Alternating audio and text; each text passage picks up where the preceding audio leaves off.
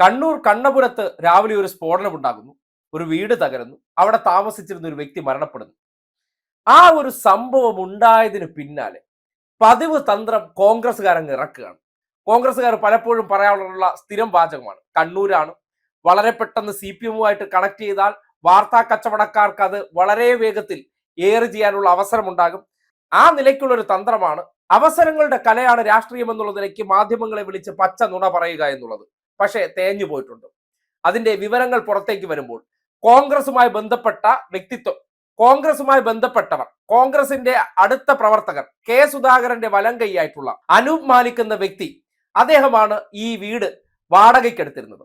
ആ വാടകയ്ക്കെടുത്ത വ്യക്തി അവിടെ എന്തിനാണ് ഗുണ്ട് നിർമ്മിച്ചത്, അതായത് ബോംബല്ല എന്ന് മനസ്സിലാക്കാൻ കഴിയുന്നു, വളരെ ഉഗ്ര സ്ഫോടന ശേഷിയുള്ള ഗുണ്ടുകൾ അവിടെ നിർമ്മിച്ചിരുന്നു. പരിസരവാസികൾക്ക് പോലും ഇത് ആരാണെന്ന് അറിയത്തില്ല. ഈ വിഷയവുമായി ബന്ധപ്പെട്ട് CPM കണ്ണൂർ ജില്ലാ സെക്രട്ടറി ആയിട്ടുള്ള വ്യക്തി ആ നുണ പ്രചരണം ആരംഭിച്ചതിന് പിന്നാലെ മാധ്യമങ്ങൾക്ക് മുന്നിൽ വന്ന് ചില കാര്യങ്ങൾ പറഞ്ഞു. കേരളത്തിലെ മാധ്യമങ്ങൾ ആ വിഷയത്തെക്കുറിച്ച് അന്വേഷിക്കാമെങ്കിൽ ഈ അടുത്ത കാലത്ത് ചേലാട് എന്ന പ്രദേശത്ത് നടന്ന ഇതുപോലൊരു സ്ഫോടനത്തിൽ ബന്ധമുണ്ടായിരുന്ന അതേ അനൂപ് മാലിക്, അതേ സുധാകരന്റെ വലം കൈയായിട്ടുള്ള വ്യക്തി, അദ്ദേഹമാണ് ഇതിലും ഉൾപ്പെട്ടിരിക്കുന്നു എന്ന വിവരങ്ങൾ പുറത്തേക്ക് വരുമ്പോൾ